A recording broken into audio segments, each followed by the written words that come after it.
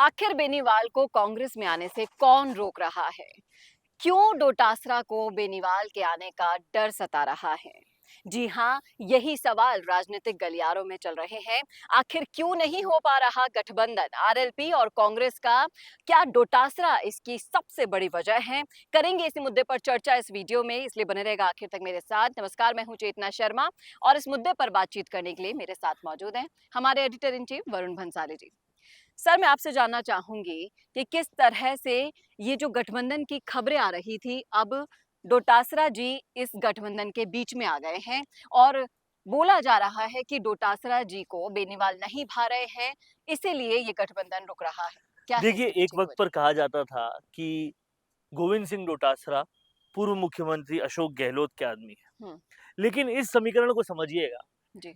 कि गो अशोक गहलोत तो चाहते हैं कि बेनीवाल के साथ गठबंधन हो। हुँ, अब कुछ लोग इसको ये भी कहते हैं कि वो इसलिए ऐसा चाहते हैं ताकि वैभव गहलोत को इससे फ़ायदा हो। हुँ, लेकिन यहाँ पर पूर्व मुख्यमंत्री गहलोत हुँ, और डोटासरा दोनों बिल्कुल अलग-अलग राय रखते हैं।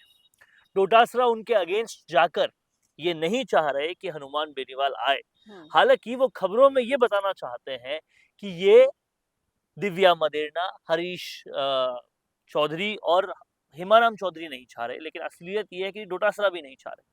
और इसमें डोटासरा के नहीं चाहने के पीछे सबसे बड़ी वजह ये है कि आज कोई माने या ना माने, हनुमान बेनीवाल जाट कौम में, जाट समाज में सबसे लोकप्रिय नेता हैं। जी। चाहे उनका ग्राफ गिर गया हो जीत का, चाहे 3 से 1 विधायक हो गए हों, हुँ, 1 सांसद से 0 सांसद हो गया हो, फिर भी आज एक आवाज में हज़ारों लाखों लोग इकट्ठे करने वाला अगर कोई जाट नेता है, तो हनुमान बेनीवाल है। क्या डोटासरा को अपना वर्चस्व छिन जाने का डर बिल्कुल, है? बिल्कुल, डोटासरा बहुत मुश्किल से कांग्रेस में थोड़ी बहुत पकड़ बना पाए हैं, लेकिन लोकप्रियता आज भी हुँ, उनको अंदर से खाती है। वो सीकर की एक विधानसभा के बाहर पूछे भी नहीं जाते हैं और उसके बाहर अगर उनका थोड़ा बहुत नाम है तो पेपर लीक के लिए है, अपने रिश्तेदारों को आरएएस बनाने के लिए है, जी। बहुत ज़्यादा भ्रष्टाचार करने के लिए है, नाती के बाड़ा कहने के लिए है, भगाने के लिए है अध्यापकों को और मंत्रियों से लड़ने के लिए है, ऐसे सारे विवादों के लिए उनका नाम है। जी। लेकिन सिर्फ़ और सिर्फ़ सीकर के एक विधानसभा क्षेत्र में उनका थोड़ा बहुत लोकप्रियता है। हुँ, बट वो पूरे राजस्थान में हनुमान बेनीवाल की तरह लोकप्रिय होना चाहते हैं, उनके अंदर की टीस है, जो वो आज तक नहीं हो पाए। हुँ, अब अगर उस पर से हनुमान बेनीवाल का गठबंधन कांग्रेस से हो जाता है, तो उनके पास एक जो तमगा है कि वो जाट नेता हैं और इस वजह से उनको कांग्रेस ने अध्यक्ष बना रखा है, वो सब कुछ चला जाएगा। जी। उनके पास 2 ही सबसे बड़ी क्वालिटीज़ है, एक कि वो जाट समाज के बड़े नेता अभी तक कांग्रेस में हैं हुँ, और दूसरी ये कि वो कहीं न कहीं विधानसभा में बहुत अच्छा बोल लेते हैं। ये 2 चीज़ें उनके पास है। लेकिन इसके अलावा अगर बाकी सारे समीकरण समझे जाएँ, देखे जाएँ, तो हनुमान बेनीवाल अगर आ जाते हैं, तो उनका रहा-सहा थोड़ा बहुत वर्चस्व भी खत्म हो जाएगा क्योंकि हनुमान बेनीवाल वो हैं, हुँ, जो अकेले पूरी लोकसभा में जिनकी दहाड़ चलती थी, तो जी। विधानसभा में अगर वो कांग्रेस के साथ आ जाते हैं, तो फिर न्यारे-व्यारे हो जाएँगे कांग्रेस के। तो आपको क्या ये भी लगता है कि इसके बीच में जिस तरह से उम्मीदवार बेनीवाल कांग्रेसी बन गए, तो आरएलपी को तोड़कर बेनीवाल की शक्तियाँ कम करने की कोशिश के पीछे भी क्या डोटासरा हो सकते हैं? देखिए, इसमें 2-3 लोगों का बहुत ज़बरदस्त स्वार्थ है। हुँ, अगर हनुमान बेनीवाल की शक्तियाँ टूटती है, यूँ ही नहीं कहते कि जाटों में बिखराव है, हुँ, एक जाट ही दूसरे जाट नेता को नीचे कर रहा है। इसके पीछे पूरी कहानी कुछ ऐसी है हुँ, कि हनुमान बेनीवाल सबसे ज़्यादा लोकप्रिय हैं, लेकिन फिर भी उन्हें जाट महासभा जो बुलाई जाती है किसकी तरफ से? राजाराम मील की तरफ से, उसमें बुलाया नहीं जाता या वो आते नहीं हैं। जी, तो ये बिखराव, टकराव हमें पहले से दिखता है। हुँ, अब कांग्रेस में क्या हुआ कि हरीश चौधरी चाहते हैं कि उनका वर्चस्व बने रहे बाड़मेर के अंदर, हुँ, तो उन्होंने उमेदाराम बेनीवाल को ले लिया कांग्रेस में और आरएलपी को जी, तोड़ दिया ताकि हुँ, हनुमान बेनीवाल भी टूटे और उमेदाराम बेनीवाल भी उनको पता है कि नहीं जीतेंगे जी, जी, क्योंकि अगर जीतना होता तो वो खुद ही खड़े हो जाते, जी, हरीश चौधरी खुद भी खड़े हो सकते थे। हुँ, तो उनका भी वर्चस्व खत्म कर दिया। हेमाराम चौधरी वैसे भी अब इलेक्शन नहीं लड़ रहे, तो हरीश चौधरी का स्वार्थ तो सिद्ध हो रहा है बाड़मेर में। हुँ, लेकिन ऑन टोटल राजस्थान में या पूरी कांग्रेस के अंदर जाट नेताओं में वर्चस्व या स्वार्थ सिद्ध होता है डोटासरा का भी, क्योंकि जी। डोटासरा आज एक पावरफुल जाट नेता के रूप में है, हम्म। क्योंकि बीजेपी भी अभी तक संगठन स्तर पे किसी जाट को आगे नहीं कर पाई है। हम्म। मंत्री स्तर पर भी कोई बड़ा जाट चेहरा नहीं दिया है, स्टेट मंत्री का दर्जा दिया है। कांग्रेस ने ही केवल कांग्रेस प्रदेश अध्यक्ष जाट को बनाए रखा है, हम्म। और वो गोविंद सिंह डोटासरा है। विधानसभा में भी और वो जो एक सारे खींचतान का गणित अभी आपने समझाया है, इसको सुनने के बाद आपको भी स्पष्ट हो गया होगा कि एक जाट नेता ही दूसरे जाट नेता को आगे बढ़ने से रोक रहा है, और यही कारण है कि आज तक जाटों का मुख्यमंत्री नहीं बन आप पाया देखिए जाट जाति लोकप्रिय का। होते हैं, लोकप्रियता की रास्ते पर बहुत आगे जाते हैं जाट नेता। हनुमान बेनीवाल की लोकप्रियता अपने चरम पर थी, तब किसने उनको नीचे खींचा? ये ऐसे ही जाट नेताओं ने, हरीश चौधरी या फिर गोविंद सिंह डोटासरा जैसे।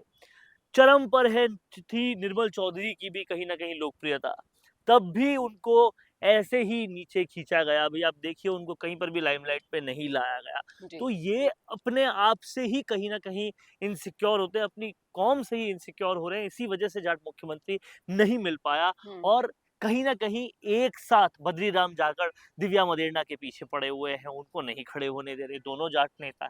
इस तरह से लगातार एक जाट ही दूसरे जाट को खींच रहा है, हाँ। ये स्पष्ट है, और हनुमान बेनीवाल इसके बहुत बुरे शिकार हुए हैं। हालाँकि इस ये सब कहते हुए मैं फिर कहूँगा कि आज भी सबसे लोकप्रिय हम्म। जाट कौम में हनुमान बेनीवाल ही है। जी। और उस लोकप्रियता को देखिए, राजनीतिक षड्यंत्र करके आप किसी की ताकत तो खत्म कर सकते हैं, लेकिन जो लोगों का प्यार उनके साथ है, जो फॉलोवर्स ठीक उनके वैसा साथ ही हैं। उनके साथ हो रहा है जैसा सचिन पायलट के साथ कांग्रेस ने हम्म। किया है। लोकप्रियता बहुत है, लेकिन यही डर से कि लोकप्रियता इनकी इतनी है, अगर ताकत और दे दी तो पता नहीं कहाँ चले जाएँगे।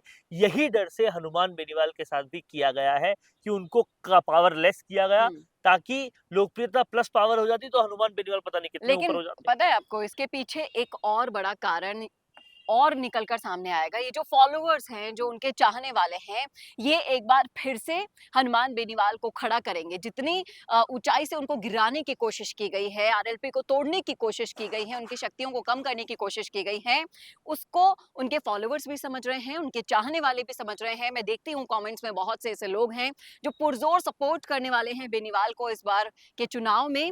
पिछली बार भले ही विधानसभा में वो 2000 वोटों के मामूली अंतर से जीते हों, लेकिन इस बार अगर वो लोकसभा चुनाव के रण में उतरते हैं तो लोग उनके साथ फुल सपोर्ट में हैं, और ऐसे जो षड्यंत्र रचे जा रहे हैं उनका पूरी तरह से वो जवाब भी देंगे। और इस जवाब को देने के बाद ये लोग जो उन्हें तोड़ने की कोशिश कर रहे हैं, उन्हें भी समझ में आ जाएगा कि हनुमान बेनीवाल आखिर चीज क्या है।